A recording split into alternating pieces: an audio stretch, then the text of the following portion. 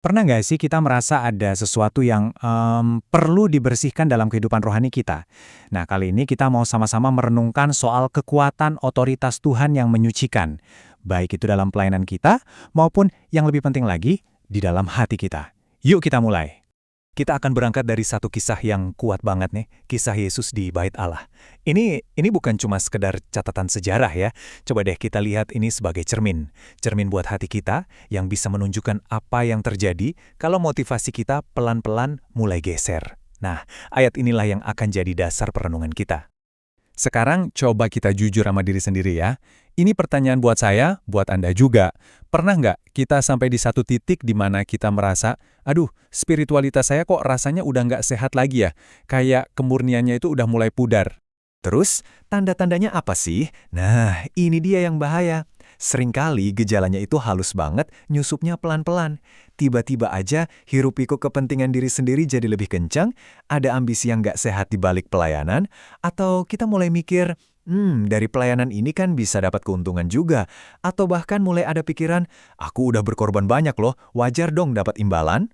Atau, kerja kerasku ini harusnya dipuji dong. Pernah kepikiran gitu? Nah, pola pikir yang kayak barusan itu ada namanya spiritualitas transaksional. Intinya, kita mulai percaya kalau perbuatan baik atau pengorbanan kita itu harus secara otomatis dibayar, entah dengan imbalan duniawi atau pujian. Ini benar-benar jebakan yang halus banget. Hubungan kita sama Tuhan yang harusnya tulus, malah jadi kayak transaksi bisnis, yang diam-diam mengikis motivasi murni kita. Oke, sekarang kita balik lagi ke gambaran Bait Allah tadi. Yuk kita bawa metafora itu ke dalam diri kita.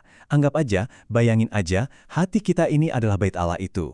Sebuah ruang yang seharusnya kudus, yang dirancang khusus untuk Tuhan. Disinilah kita perlu periksa, hati kita ini sekarang kondisinya gimana? Apakah masih jadi rumah doa, tempat yang kudus buat Tuhan, pusat dari semua kehidupan kita yang benar? Atau, jangan-jangan, tanpa kita sadari, udah jadi sarang penyamun, tempat yang dicemari macam-macam, jadi pusatnya kepentingan diri sendiri? Coba kita renungkan, mana yang lebih dominan sekarang ini di hati kita? Kenapa ini penting banget? Karena seperti yang tertulis, hati adalah pusat kehendak. Kalau pusatnya udah tercemar, udah kotor, ya kita bakal kehilangan kekuatan buat hidup benar. Kehendak kita jadi nggak sinkron lagi sama kehendak Tuhan. Ingat kan tadi adegan Yesus membalikan meja-meja di Bait Allah? Itu kan tindakan yang, keras ya, bukan tindakan yang lembut.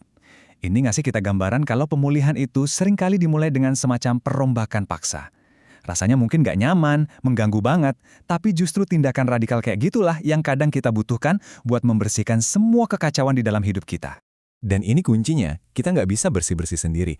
Nggak akan bisa, kita butuh satu, dan hanya satu. Otoritas yang sanggup membersihkan hati kita sampai tuntas. Otoritas tunggal dari Tuhan sendiri. Jadi hari ini, panggilannya jelas banget buat kita semua.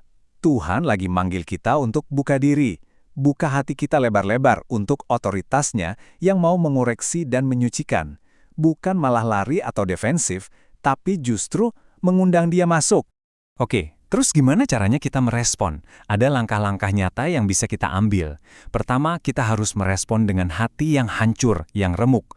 Mengakui di hadapan Tuhan, iya Tuhan, ini kondisi hatiku. Kedua, kita perlu benar-benar sadar kalau kita udah mencemari rumahnya, yaitu hati kita sendiri. Dan ketiga, yang paling krusial, ya, kita memberi diri kita, menyerahkan diri kita sepenuhnya untuk dipulihkan olehnya. Dan perlu kita ingat, penyerahan diri ini bukan tanda kekalahan loh. Justru sebaliknya, dalam sikap iman yang seperti inilah, kita justru akan menikmati pertumbuhan rohani yang sehat. Ini adalah awal yang baru.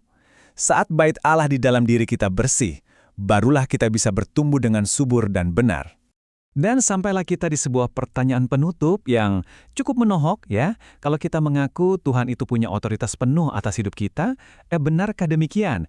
Kalau benar, kenapa ya?